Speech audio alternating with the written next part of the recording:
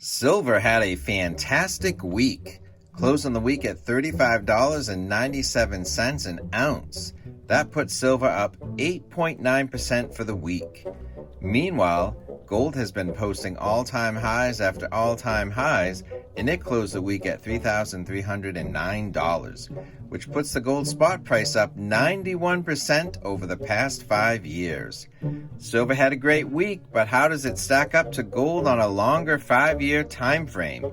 Can silver keep up, or is silver actually in big trouble?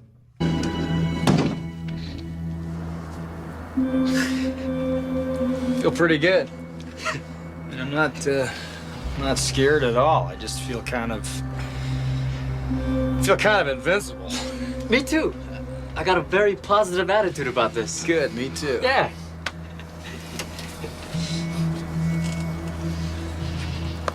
I've got a very positive attitude about this. I'd like to thank my channel sponsor, APMEX. To prepare for rainy days, they sell silver and gold Noah's Ark coins. Why not get 2 of each kind? In this video, I will explain why I believe the silver spot price being up 8% in a week is better than the gold spot price being up 91% in the past 5 years. For short term, if silver was up 8% for the week, was gold up, but just by a smaller proportion? Was gold up, say, 5% or 2% for the week? Would you believe that gold was up 0 for the week? $0 and 0%. If gold doesn't move at all, but silver has multiple days in a row where it does go up, then something in the market is waking up to silver's potential. And that's good news. Just like your own success at stacking ounces. Short-term success at adding ounces, but adding them repeatedly leads to long-term success in accumulating a significant amount of ounces over time. Rome wasn't built in a day. Silver cannot have long-term success without some major short-term successes, and this week was a major short-term success for silver. Volatility is in the eye of the beholder, and volatility does have an impact on the holder. If gold is less volatile with a steady climb upwards, with some sideways movements and smaller downturns, that offers a lot of positive reinforcement for the slow and steady gold repeat buyer. But with silver being more volatile, the accumulation of ounces over time may be harder to maintain when your last purchase is worth less than when you bought it and you're thinking about adding more ounces. That is a hurdle that must be overcome. If the end of your journey were measured in ounces, what path seems like an easier path? Gold's steady climb on the left, or silver's more chaotic climb on the right? What if I told you on a 5-year timeline the beginning and ending were pretty much the same climb in terms of the heights achieved?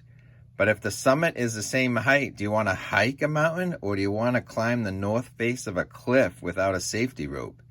What if we looked at the comparison from another angle? This is where it gets interesting, because how about a more tangible yardstick? Can gold and silver keep up with inflation in the long term? Welcome to Silver Heist. Thank you to our returning subscribers and guests. If you like gold, silver, or a coin with a good story, please give this video a thumbs up and subscribe. We try and alert our audience about good deals and that they are on the right track.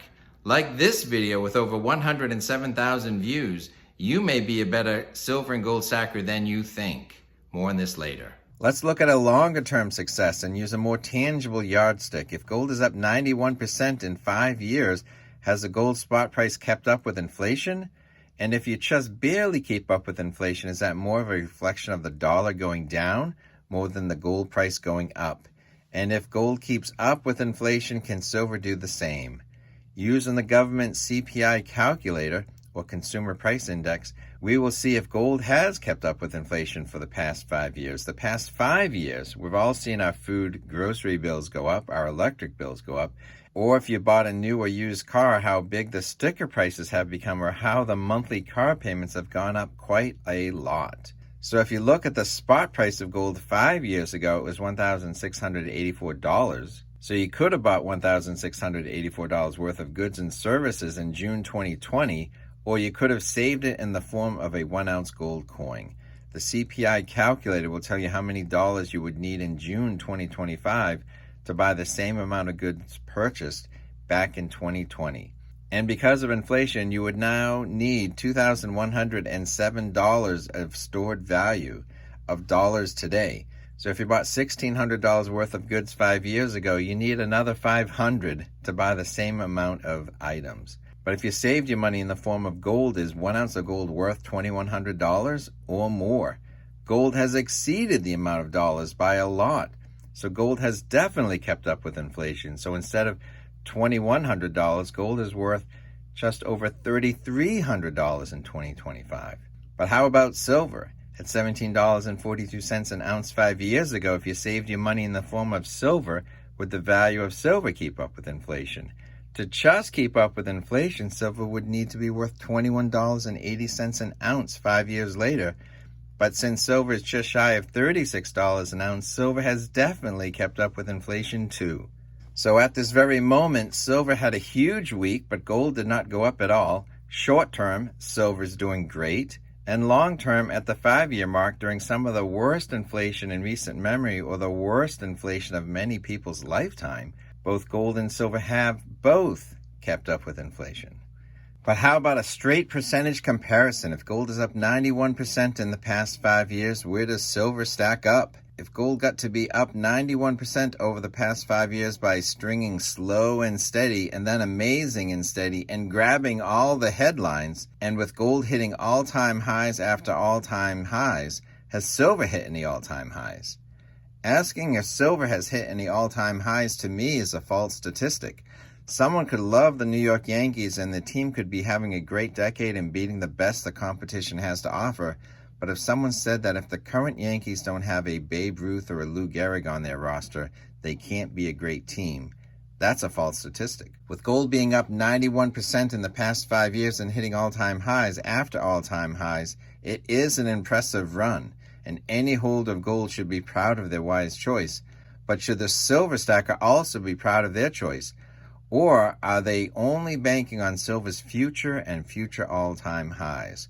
Well, in the same 5-year time frame, without any silver all-time highs, with gold up 91%, silver is up 106%.